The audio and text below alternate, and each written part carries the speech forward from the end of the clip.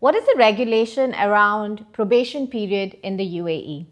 Let's get into it in today's video. So, probation period in the UAE is covered by all the employment laws you have, whether it is DIFC law or ADGM law or the one that covers most of the UAE, which is the UAE Employment Law. And all of them talk about probation period. So, probation period is a period of assessment that you assign to an employee, and all the laws regulate that. And it starts normally at the start of an employee's employment with an organization. So the first few months is where probation comes in play. And the law says that a maximum period of 6 months at the start of an employee's service with an organization is where you can assign probation assessment and probation period.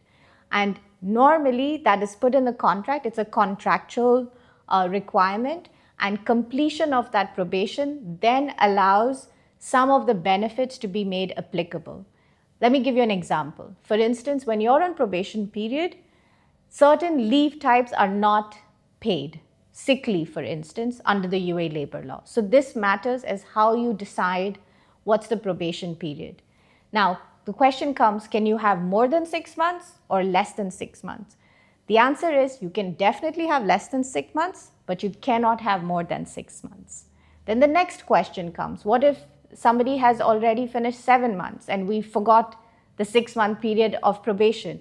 Then what actually happens is they are automatically confirmed because they have exceeded the probation period by law, and therefore they are now a confirmed employee.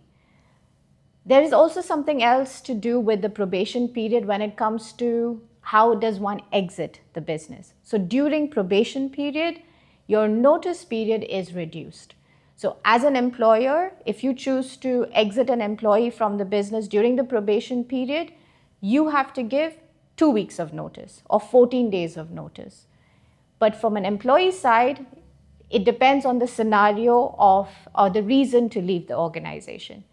If you're leaving the organization and returning back to your point of origin, then you have to also give 2 weeks of notice, or 14 days of notice. But if you're taking employment elsewhere in the UAE, then you as an employee, this is talking to employees now, you as an employee have to give 30 days of notice. So let me recap that again. As an organization, if you're choosing to exit an employee, then you have to give 14 days of notice. Regardless of whether they're going back, any of that reason, it's 14 days. But if you are an employee watching this video, then depending on the reason for your exit, as in if you're leaving the UAE or taking employment elsewhere, the notice period differs. So if you're leaving the UAE, 14 days. If you're taking employment elsewhere in the UAE, 30 days. So these are all the regulations associated with probation period.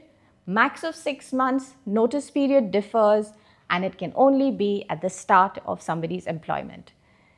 I hope you found all this information about probation useful.